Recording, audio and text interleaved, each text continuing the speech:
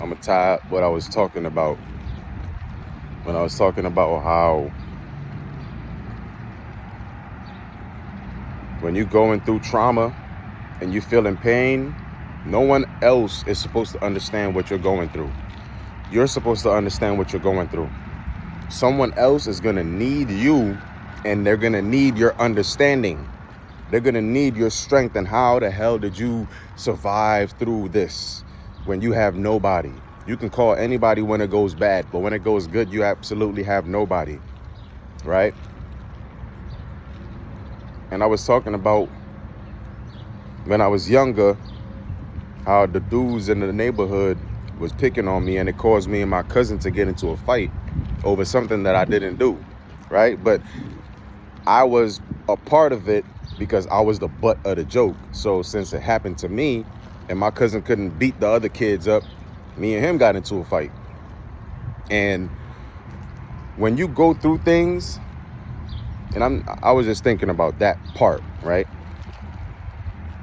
But when you go through things and you suffer and you have trauma, other people are going to look at you like it's your responsibility now because it's this, and that. They also have trauma that somebody told them the same thing, which is what they're telling you. Nobody on this planet or on the internet is telling you anything new. Not even Gary Vee, not even E.T., the hip hop preacher. He's not telling you anything new, right? So when they tell you these regurgitated things, they're not at home working 24/7, working themselves into the ground and making sure that they die because they want to succeed more than they want to breathe, right? They're resting. They're spending an ample time with their family, right? They're grinding maybe 5 to 6 hours out of the day. They're not working as much or as long as they tell you that they are. So when you're catching yourself overworked and you're catching yourself overburdened, it's going to cause that stress. It's going to cause that trauma. It's going to cause them emotions to start triggering and flaring up. And it's going to cause you to feel like you're not doing enough, right? Because in order to be successful, you can't work hard. You can't work long 24 hours and shit like that because you're not going to make it. And you're not going to make enough money because working all those time and all those hours equates to money. But when you work smart and you make connections and you get into contact with the right people in the right areas, it takes you a lot further than working a 9 to 5, right? It takes you a lot further than working 80 hours a week, right? It takes you a lot further than that, right? Because you can't tell me that these children are getting on the internet and becoming rich by working 80-hour weeks, right? Maybe I might be wrong. But I'm only, listen, when you ask somebody that knows, I'm the motherfucker that know. Well, I'm one of them. There's a lot of people that know. And a lot of people that know are using the people that don't know to keep themselves rich. It's just the same old shit from last motherfucking 20 years ago. These niggas ain't new. E.T. is not new. It's going to be another E.T. talking about the same shit that E.T. talking about and making somebody else feel the same way E.T. made them feel. Gary Vee too. It just so happened that they're the ones that we got now. Before us, it was Bob Marley and them. Before Bob Marley and them, it was Haile Selassie and the motherfucking Dogon tribe fighting the Europeans, right? So it's just a different level. It's just a different spiritual war that we're fighting in now. And you don't know who is the motherfucking enemy because the enemy looks so sweet and they make you feel so good. You don't know that you're being siphoned. You don't know that you're being drained of your energy. You ever read the motherfucking Hashish? Huh? Hashish, the Lost Fellowship? Read that. The motherfucker was in a tent. I gotta stop cussing like this. I know children be watching my show. The dude was in the tent, and these two witches dressed up as beautiful princesses They were siphoning his energy and his life force while giving them hashish, which is like something that you smoke. And every time he took a puff, his body would wither away. He never got out of that tent. Man, the dude he looked like a bag of bones. And they were only feeding him imagination. They were feeding his imagination while siphoning his physical body and his spiritual energy. Talking about some motherfucking imagination. Imagination is what the church has always been using, right? Because you can't see God, you have to imagine, right? And I wrote something on Instagram. It maybe got 2 views when I was saying that sometimes when I think about the Bible, I think about it I think that it was written by people that really hated Jesus. They really hated Jesus. I mean, if you think about it, if you really think about it, it seems like they use Jesus the same way these artists are being used today. And once they're done with them, they make the people hate them, and then they get rid of them.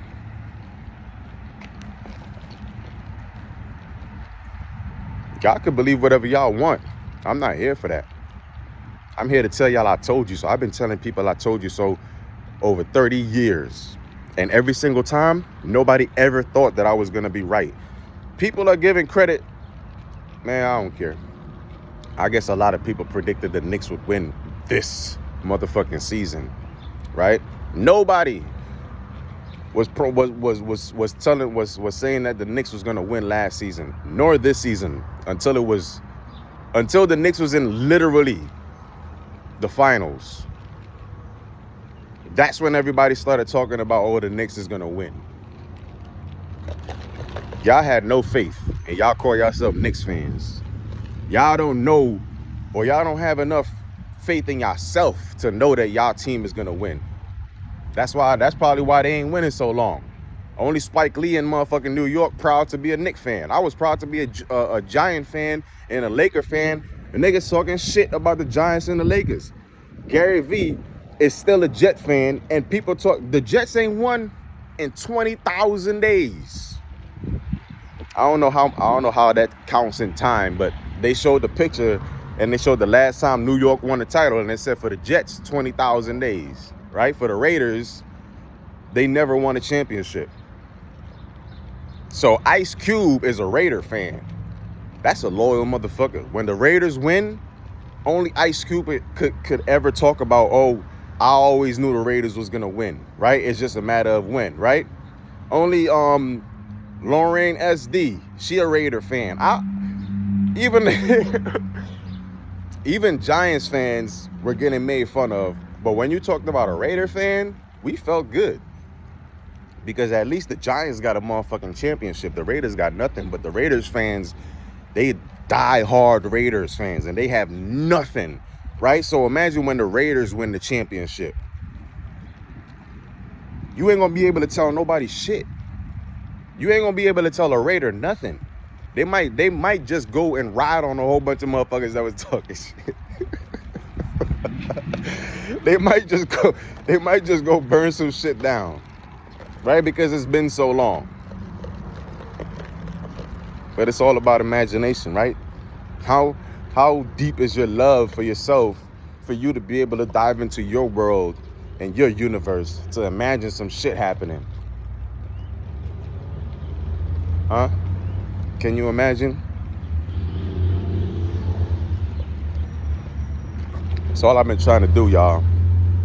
I've been trying to finish, not trying, but I have been working 10 toes my whole life. Ever since I heard Bob Marley's voice. I've been working to help y'all open y'all imagination.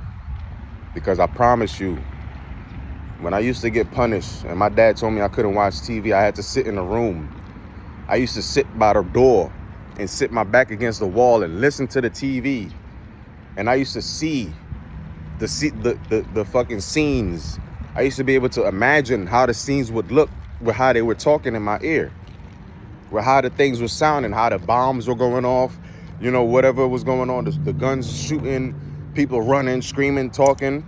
Even in the soft, quiet moments, I was able to listen and understand, okay, they're in a little room, right? They might be in the bed. They might be having dinner because I'm hearing, you know, clanking and forks and knives, right? I trained my imagination from since I was small, getting in trouble for fucking dumbass shit. Shit that I didn't even do. And my father telling me to fucking tell the truth. And my scared ass is telling the truth. And he telling me I'm lying. Because he listening to my sister and my fucking stepbrother.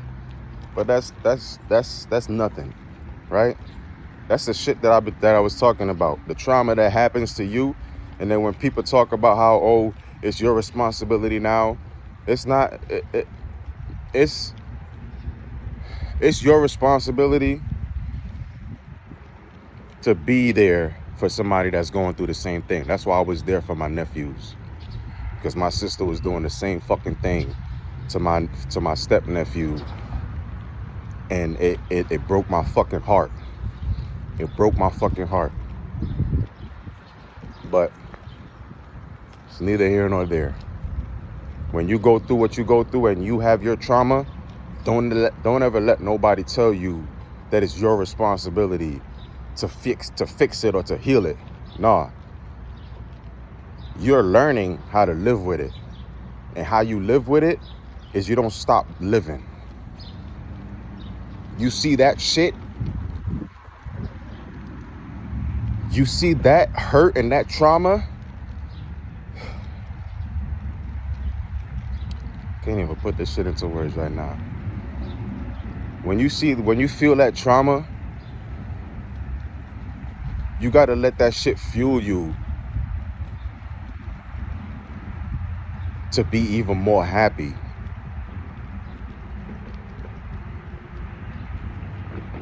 The best way I could explain it, how I see it right now, the way I'm feeling, I see it as everything wants you dead. Everybody wants to kill you. But you can't live your life in fear because you're going to die either way. So you might as well die fighting and taking down as many of them demons as you possibly can. Don't fucking take a knee and drop your fucking sword. You gotta be like Themistocles in fucking 300, Rise of an Empire, when he was fighting them big black niggas to get to Artemisia. And he beat every single last one of them motherfuckers. And he still came and beat Artemisia. Why? Because he was gonna die anyway. So I'm gonna fight. And I'm gonna take every single fucking one of y'all with me. Even if I gotta take the whole earth. No fucking demon is getting off of this planet.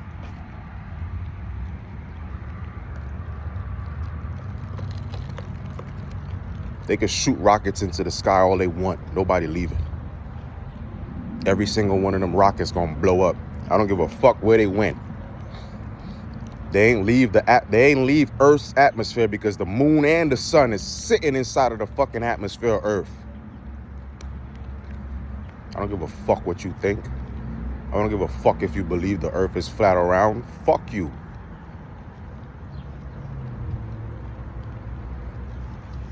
You ain't no fucking scientist. Bitch, have you seen the fucking curvature of the earth? Niggas that sit in their bed smelling like shit is the main niggas on the internet talking about, is the earth flat or round? Niggas never even been around they block. Niggas never even put toilet paper around the brim of their asshole. Is your asshole flat or fucking round? Stinking ass motherfuckers. So that's how I see it. I've been a warrior since before birth. I don't know nothing but fucking hard shit. So it's easy for me to have a warrior mindset. It's easy for me to work hard and to go out there and get it, because it's all I fucking know. And I don't wish it to be any other way. Like I tell you, I would never wish to go back a day in my life. I wouldn't go back in the past at all. I'm fighting towards the fucking future.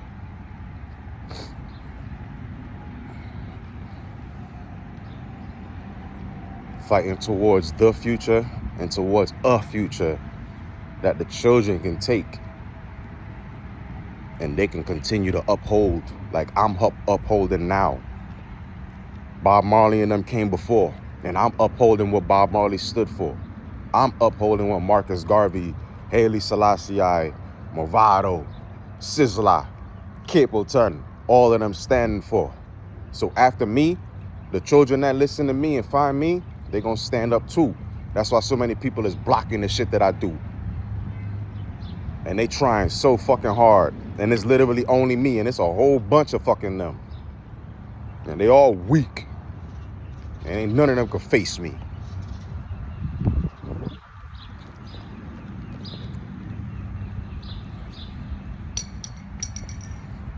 Them niggas be in groups.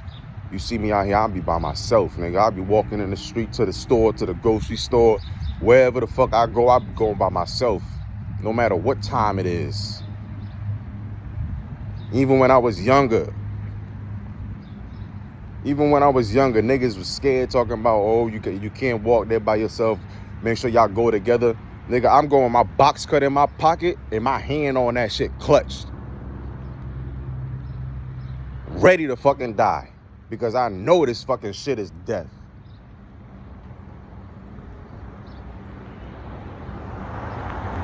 That's how you live.